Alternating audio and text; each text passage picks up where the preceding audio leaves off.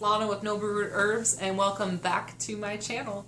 If you're not familiar with my channel, I am the sole proprietor and herbalist of No Brewed Herbs LLC, which is out here in Tempe, Arizona. So I want to talk about a few things. I haven't really made any videos in a while, and I do apologize for that. And I do have a new ring light that I'm experimenting with, and I look like one of the demons from this show, show Supernatural. So just, if that's too distracting, I do apologize. I'm still learning how to edit and cut video, and I'm going to try to figure out how to get that part out of the video later, but we'll see. So I want to talk about a few things today, and I'm going to talk about advanced magic and manifesting. I want to talk about some of the books that have influenced me or that I've read that had an impact on how I believe, my belief system, my faith system, and maybe, you know, even has had an influence just all around. Because I've been bumping into some youngins, you know, in linear time. They're younger than me, just linear time. And I get asked a lot of these types of questions like, okay, I'm practicing magic now, or I'm practicing Wicca, or I'm getting into the more esoteric Christian type practices, now what? Like I'm doing the basics, but now what? Or some of them are just getting into it and they want to know, I'm just getting into this stuff, do you have any guidance for me? Do you have any tips for me? And I'm like, okay, I guess I'm starting to like move up the ranks of elder now. No, I'm just kidding, I'm not. But so I figured, you know, why don't I do a video about it? So I wanted to start with I'm gonna use Wicca as a baseline because it's something I do know. I practiced Wicca from about 11 going on 12, we'll just say 12 till about 16. I had a little bit of a spiritual type awakening or instance where when I was 16, I was basically shown, and what resonated with me at the time was like, I still believe a lot of Wiccan beliefs, and I definitely still believe in magic. It's just I didn't need the structure to keep on the path that I was taking. I didn't have to do all of the like traditional structure that came with it. So I took from that, and I have a very eclectic, sorry, my cat is very needy, so if you hear them, I'm sorry. I have a very eclectic view on what my belief system is and what I believe in, and I do believe in God, but I also believe in the goddesses, and I believe in energies, and I also believe that there's many multifaceted things that are very much real. And yes, if there is like light, then there is dark. That is very true. So I do believe that evil does exist, but I also believe that we are divine souls. We are from a divine source. So we don't really have to worry too much about that evil shit, because if you're in your power, all you have to do is blast energy at it and it's gone. And I have some really good mentors that remind me of that quite often, that I'm very powerful, not in a very humble sense, not like, I'm gonna go kick some ass now, but like in a very humble sense, to where if I am being spiritually attacked, I can handle my shit. And I'm very thankful every day that I have my earth angels in my life. And anyways, so magic. We're going to use magic as a baseline because everybody believes in something different. And everything resonates with everybody different too. And let's use a cookie recipe as an example. Let's use a chocolate chip cookie recipe. So when you're a little kid, either you've experimented with a chocolate chip recipe or a sugar cookie recipe, and it's pretty basic, it's pretty easy, it's something that your parents will trust you with not messing up too bad, because in the end you get to eat it, right? So as you're learning how to do a chocolate chip recipe, your parents aren't going to give you, when you're 5, 6 years old, a chocolate chip souffle recipe to start with. So when you're going into the very esoteric esoteric Christianity, that like the hardcore Catholic, or if you're going into Judaism and there's like the hardcore ritual, or with Wicca, You know, you're not going to do like the super intense advanced stuff first. You're going to start with the basics first. You know, getting to know and understand the tools before you use them. So think of it as like a chocolate chip cookie recipe. You're going to start with the base recipe.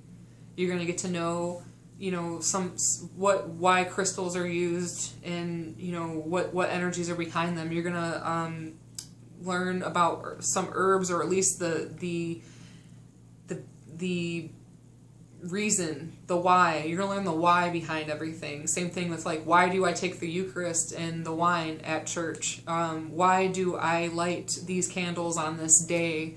Why am I, you know, saying this prayer for this season? Why am I, you know, that's the types of things you're gonna get to know. And don't be hard on yourself about it. Be gentle on yourself when you're learning these things, because just because you don't remember everything down the first couple days of reading or studying or being a part of like a study group, or being just going to the library and diving into these books, or, you know, going on TikTok and reading, you know, or going on TikTok and listening to all these videos, and you're not remembering a lot of stuff, like, it's okay, because some of it maybe you weren't supposed to remember. Maybe it wasn't really meant for you. That information, just because information's coming from God or source or the goddess, or it's coming through somebody else, it's not to say that the message is unclear. It's just not all of that message is meant for every single person that hears it, because some of that message was meant for the person that it's coming through, and then the rest of it is like more general that comes out. Does that make sense? Like, if somebody writes a book about how they had an amazing weight loss diet where they did apple cider vinegar and lemon, and they could eat anything they wanted and it worked like a charm, doesn't mean that the person who buys that book and tries it, that's going to 100% work for them, because maybe it only worked with that person's physical makeup. And the let's say 1 out of the 119th person that bought that book didn't have the same results. So results may vary. But it's true. And everybody's cookie recipe is slightly different. Like, a person who is a vegetarian or a vegan is not going to put eggs in their recipe. They're going to put applesauce in their recipe, or they're going to put flax seeds in their recipe to substitute the eggs. So nothing necessarily is law when it's a recipe, but there is the basics that are law. Like, you know, you need a binder, you need moisture in order for that cookie to work. Now, what kind of binder? It doesn't have to be flour. It could be a tapioca flour, or maybe it could be an oat flour. But it's a binder, right? And then with the moisture that goes in that recipe, it doesn't have to necessarily be an egg, but it has to, maybe it could be a, you know, applesauce, or that's the point I'm getting at. So when we start looking at things as, like, there are universal laws that apply to everybody and not one specific group. There are universal laws for sure. So take that in consideration as you're learning the more, as you're getting into your studies and your rituals and your prayers and your practices and all this. Take that in account as a beginner. Is, you know, be easy on yourself. Get a highlighter and a notebook. Seriously, like, study it. Remember, that's going to help you remember it down. What I used to do is I would draw like a little doodle next to the paragraph that I highlighted. And for me, like, having symbols or something that will be tangible for me to remember really helped me with the stuff that I really found very, very important. I could read a whole book. I'm not going to remember verbatim that book. My mind doesn't work like that. But maybe some of yours does, and that's awesome. You know, keep on learning, keep reading. So that's just a little tip. Maybe, you know, highlight it, write it down, and you don't have to write down the whole book. Just write down the things that really pop for you, because that's what your soul is picking up on. That's what source, God, spirit, whatever you want to label it as, is channeling to you, for you to do your work, be your best self in this world, to do the good work that is here for us to do. So, advanced magic, and what does that mean? So once you've learned all the basics, you want to get into a habit of having a practice or having consistency. Once you get, because like for instance, if you're a person that's Christian and you go to church, you're going to go to church every Sunday because that's your sacred day, and it's a good habit to have. Like you're being a devotee, you're devoted, and you're doing your that's doing your work. You're there to suck up the information. You're there to share information. You're there to share your energy with your congregation. You're a part of a group. If you're a solitary practitioner, even as a Christian, there's going to be certain days that you're going to celebrate, whether it's Easter or Christmas or whatever. And then there's also, in the morning, you're going to be giving thanks because you're a devotee of God. And if you're a Wiccan or pagan, you're going to be a devotee of the goddess and the Godhead, and you're also going to be connected with nature too. So there's going to be different things, that activities and rites or devotions that you're going to do to show your respect.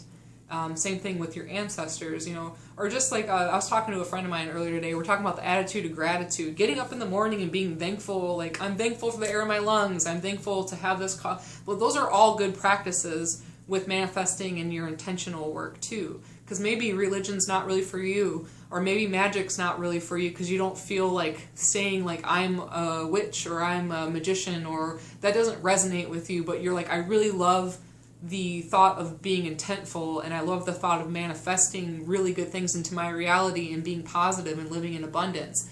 That's what resonates with you. Okay, then just change the label. It's kind of all the same thing in my opinion, but the label is that's how our monkey mind works, is we need something tangible, we need something relatable, and we need to label it so we know what we're doing with it. So if you take the basics, if you take the bones of what this conversation is go after something that makes and resonates with you no matter what people say or think. And right now is the best time to be a weirdo. If this was 15 years ago and I was talking to you, I might have been like, you know what I mean? Like, keep it down. But right now is the best time because humanity is very much awake, aware, and open, and not so shut down by demeaning and negative belief systems. So God is good, the goddess is good, like it's between you and source at the end of the day. How you believe and how you practice and how you it's between you and source. It has nothing to do with what your mom thinks, your brother, your sister, your grandma, the person down the road, your coworker. It doesn't matter. It's between you. It's your soul and what's going on up here and here, right? Just be the best you that you can be in the world, and magic will happen. So with advanced stuff, advanced is like very, very structural for some people. It can be it can be very structural, where you have a certain time of day where you do something, and then you're also working with a lot of different tools and a lot of different herbs or incenses or candles, and it's more advanced. So let's say with Wicca, there's a simple candle spell for bringing luck into one's life, because maybe you've had a lot of karmatic lessons, and it seems it's getting it's like, man, am I just like riddled with bad luck? Did somebody put the evil eye on me? And you want to bring good energy in. So let's say you did like a 2 white candle spell with like a yellow candle and a purple candle. Let's say you do like a 4 candle. Like, it's always good to have 2 altar candles to set the balance of the energy, and then the intention candles. So whether, just as an example, so let's say Tuesday is the luckiest day. Historically, every book you've ever read about it says Tuesday is the best day for energy, because throughout time, people have focused their energy saying Tuesday is the day for a good luck intention. Okay. What if you're a mom who has 2 kids, you go to school and you work 2 jobs, and Tuesday is like not the question? Does that mean that you can't do an intention that day and it won't work? Absolutely not. You can do whatever day you want. So let's say you do the Tuesday and it's the tradition, then that's fine. But let's say you can't. Okay, well, we know that time doesn't exist, so why why is Tuesday supposed to be the main thing? Because if you're doing it traditionally, then that's why. But if you're not doing it traditionally, you're doing more modern take on it. Shh.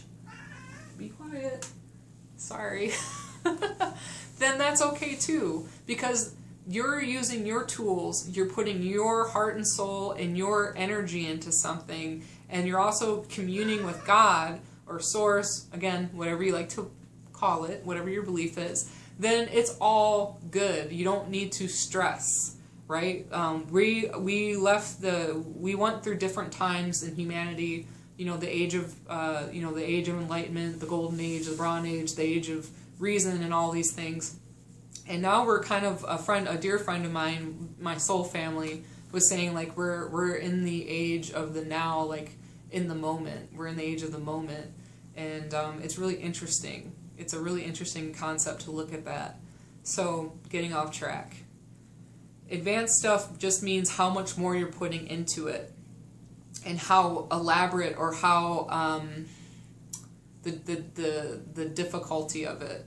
So what maybe would be a 4-candle rite with maybe, you know, 1 incense will turn into a 7-candle rite with 3 incenses, some water, some shells. It's like a big elaborate thing that maybe you have to at every Tuesday for the next, you know, month solid. So 4 Tuesdays out of that month at this specific time, you need to light these candles. And you need to say these words, and you need to focus for an hour, and then put the candles out, and then the next time relight them, and at the end of the thing, you'll take those candles and bury them, or put them in moving water, or you will melt them down, and, you know, put them in some, whatever it is. That's, okay. And then let's say you do that, and you're like, okay, I got this down, I can do these types of ones. And that might be different from just having a 2-candle spell, which is like 1 white candle and a green one to attract abundance and open doors and opportunities. Like put the energy out there that you're going to accept opportunities to grow financially. And it's just 2 candles and like 1 incense stick, and you just do it, you know, on the weekend. It's going to be a lot different from the one I just mentioned with the 4, and then you do it in a month. And that's like more advanced, because in the beginning, you might not have the patience or the time or the wherewithal to complete that type of rite. Just like you're going to marry someone who's Catholic and you're going to convert, you're not going to jump right into all the different things right off the bat, because some of the stuff with the Catholic, like especially the more esoteric ones, it's pretty intense. Or if you're going to marry a Jewish person, you're not going to jump right into the hardest stuff first. You can't. You got to start with the easy stuff to prepare you with the why and the how, so you can understand and get to the next level. Now, if you're in a coven or something, there's going to be different rites of passage as a devotee, and you're going to have a hierarchy that's going to decide when you're ready to do something. When you're a singular practitioner or a solitary practitioner or witch or you know, devotee or whatever, you don't have the hierarchy telling you when you are ready, how they see fit. Then you really have to be real with yourself and ask yourself, okay, so I've completed all these, you know, not so much tasks, but I've learned all these lessons. And then you have to really be real with yourself, not because you want to feel like you completed something and you want to get a nice shiny, like a nice shiny certificate of completion. You know, not for like I feel so good about finishing this. Like you got to be like, okay, am I ready for this next step? Because you got to take it seriously, but still with love and still with fun and still with wonderment and mystery. Obviously, you don't want to be like an accountant type of attitude towards this, but you want to, you know, be honest. Like, did you really do the work to be able to say that you're going to go to this next level? So that's one thing to think about. As far as books and stuff that have influenced me throughout my life, Scott Cunningham was a really big one. And Scott Cunningham, I was talking to this younger gentleman, like I think 2 weeks, 2.5, 3 weeks ago, and we brought up Scott Cunningham because he was kind of new to the whole thing, and he was just wanting to kind of explore, and research. I was like, yeah, I think he's from the UK, and I was like, hit myself like that night. I'm like, no, Scott Cunningham's from Michigan, and I know that because I'm from Michigan, and I thought it was just so cool that he was in, you know, this metaphysical writer and writer of all of the Wicca and everything. And I was thinking of Buckland. I'm pretty positive Buckland is from, I could be wrong, but he's from the UK. And the Buckland has a lot of manual. If you want to do stuff to the T and have like a manual, look up Buckland, the complete book of witchcraft. As far as Scott Cunningham goes, he has a lot of informational, and then he also has ones that are more teachable, and then other ones that are more readable to where it's like a loose guide. And then he has ones like Earth, Air, Fire, Water. That one is like very to the point. Like, you set up your ritual this way. This is what you do with this. These are the tools that you have to buy. And that's something, if you're a stickler for tradition, then definitely pick up those. But this is a really good one, and it has a lot of great recipes in it. This was one of the Encyclopedia of Magical Herbs I've had since middle school, and I absolutely love it because it also got me more into herbalism on a physical level instead of a metaphysical level, to understand what herbs do in your physical being, like for migraines, headaches, menstrual cramps, cancer type stuff, as opposed to just this one attracts abundance, this one opens you up to the angelic realm, this one helps you have prophetic dreams with God, you know. So I appreciate that. This was one I got in Flint at a place called Jelly Beans. I don't even know if it's still around, but it was a resale bookshop, and this is Elbee Wright, and this has every kind of different spell and incantation from around the globe. So when I was studying this, it was really interesting to see the different similarities and the differences in belief systems and rituals from everywhere from Jamaica to Peru to the medieval, you know, ages of England to Mexico to, you know, whatever. It was really, really cool to read about that. And some of them are very much similar, and some of them you're like, whoa, this is intense. And it just goes to show like how different a practice, a belief system, a faith really is, and how much like we are so connected. We are so connected. We think like that's a whole other tangent. Brook Medicine Eagle is a really great one. This book helped me when I turned 31. I was going through, it's not like a midlife crisis. It was like a big change in my energy with my mental, my physical, and my emotional energies. I was going through some pretty interesting, I don't want to say it was bad because it was necessary. It was a really interesting change that was happening to me. And this is like a workbook. But Brook Medicine Eagle is of the Crow Nation, and she has this amazing story about how she came into her power as a medicine woman, because she was very much a 9-to-5er. And then she went back into her nation and then became the medicine woman of her tribe. And, you know, you got to do the work. And this book has, as an example, like, list 3 disappointments, disillusionments that hurt you or that you encountered with teachers in your past. Name 3 important teachers of your life who now have not been two-legged, so to speak, and what did you learn from that? And it's like really taking an exploration of yourself internally, but really looking at the outside externally around your environments, and it's giving you different perspectives. And Native American medicine is amazing for that, because a lot of the really good medicine isn't necessarily an herb that you take inside, it's the work that you do on the outside in and the inside out. And that's why I love Native American healing practices.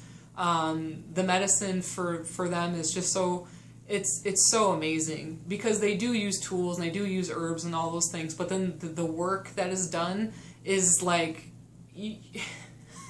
psychologists wish they could be that good. I'll just put it that way. It's pretty amazing. Sandra Ingerman is another one. she's a shaman, and she had a pretty amazing life leading up to when she became walked into her power as a shaman.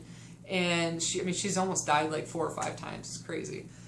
Soul Retrieval and the cutting of the cords was really important to me to read about, because there is this dynamic of the narcissist and the empath dynamic that happens throughout time, and nobody's a victim. We can be a victim for a little bit, but then you really got to. That's a whole nother thing. But in the shaman type practices. And this isn't just, I just want to disclaim that there's a misconception about shamanism. It's not only from South America. The bulk, like, it's all over the world. Like Asia, the Balkan area, like, everywhere has a shaman. The shaman is like the wise person of the village, or the woman on the hill, or the person, like, a shaman isn't just only a spiritual guide. They're there to help settle disputes. They're like the doctor with the remedies and the medicines, and they're there for your mental, your physical, your emotional, and your spiritual type of interventions. That's what real shamanism is. They don't only just like make you some tea and then you hallucinate. Unfortunately, that's a Western way of looking at it. It goes beyond that. You're doing the work. So ayahuasca is a whole nother video, and that's something that I would like to talk about in another video. But so yes, she talks about the soul fragments, and in shamanism, again, all over the world, they believe that during times of immense trauma and times of growth that maybe wasn't recognized as a moment of growth in your life, that you leave pieces of your soul and like they're energetic slices of yourself on these timelines. And you can go in and do the work internally, whether it's through meditation or prayer, and you can go back to those moments of trauma and you can retrieve pieces of your soul or your time energy signatures and bring them back into wholeness again, which is recovery. So it works with people who are addicts to figure out why, what is what I always say, wellness starts at the root, the root cause of the problem. And that's what the work is, and this book helped me immensely with that too, with cord cutting as well. So yeah, this is a good one. Sandra Ingerman, James Redfield. This is, instead of having chewing gum for your brain, is what some people call it when you're reading something that's not informational. So they're the writer of the Celestine Prophecy, and what's really cool about these books is they're kind of like, they're not like a how-to or can-do book, but they are a story. And the story is basically involving sharing energies with people, the serendipitous moments and the connection that people have with each other and nature, and there's like this whole crazy story that goes with it. Highly recommend, a really good read.